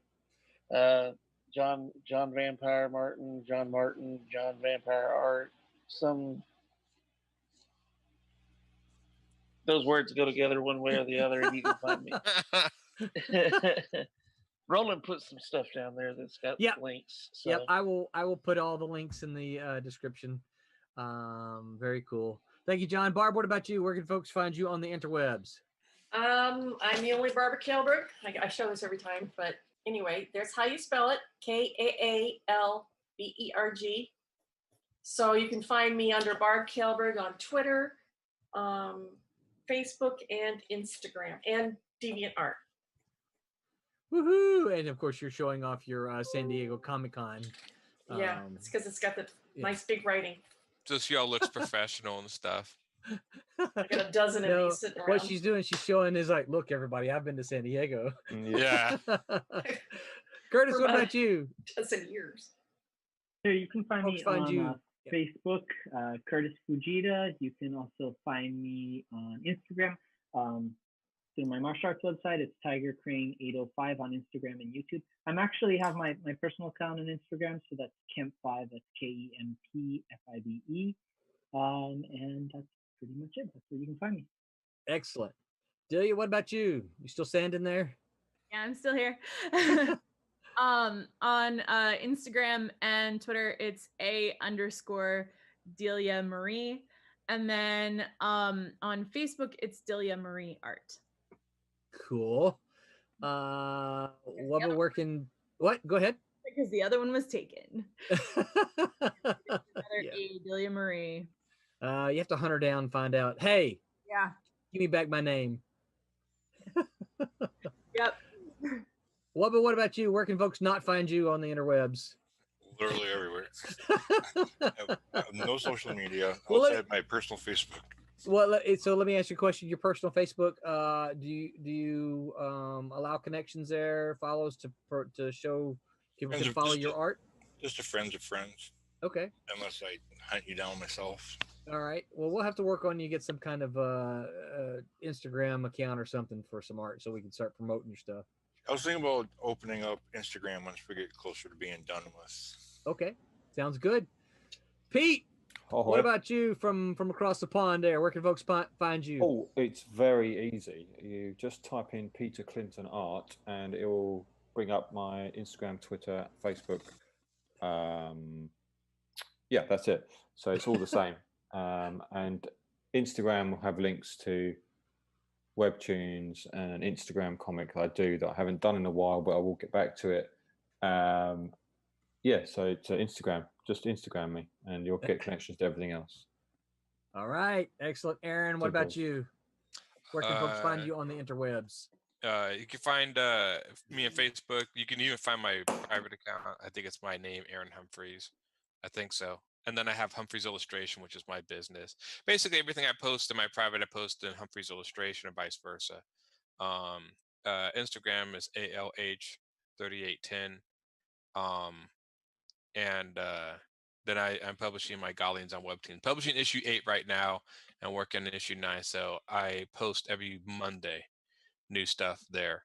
And yeah, I think that's all you can find me. I think so far that's all I've been at. I kind of avoid Twitter like the plague. I think I have a Twitter account, but I just, I'm not, I kind of look at it from afar and be like, no, they're still fighting. Yeah. Yeah. I don't post there a lot, but I am there. It's so vicious. Yeah, I tend to do the same thing. I go there and try to like whenever I see any of you post, I try to like it and retweet some of it. And then get the hell out. And then pretty much. Yeah, exactly. So I was looking to see if I could find the topic for this next week, but I don't find it right off the top of my head, so I hate that. Okay, so yeah, I'm Roland Man. You can find me on Facebook at Roland Man. You can find me on Twitter at Man Roland. But as just mentioned, I don't really twit that much. I am there though, so follow me. Don't forget Silverline. All the places here we're streaming right now to YouTube, to Facebook, and to Twitch. Please follow us, like us, subscribe to us, and do all that other kind of stuff. Oh, actually, I do know what the subject is for next week. Have we got more homework? Yeah, well, possibly, maybe. Depends on how much you know about the topic then, right? So our Wednesday crew will be here Wednesday 9 p.m. there's no Monday. There's no one-on-one tomorrow, mostly because I have failed to line something up, and so I'm going to spend the time working on the next Kickstarter instead. Wednesday crew will be back here on Wednesday, and then we'll return next Sunday, and we'll be talking about comic book toys. Oh, cool. Comic book toys. That will be what we're talking about on Wednesday, and then us again on next Sunday. So until then, everyone remember to make mine Silverline. Fine. Good night, everybody. Night. Ciao.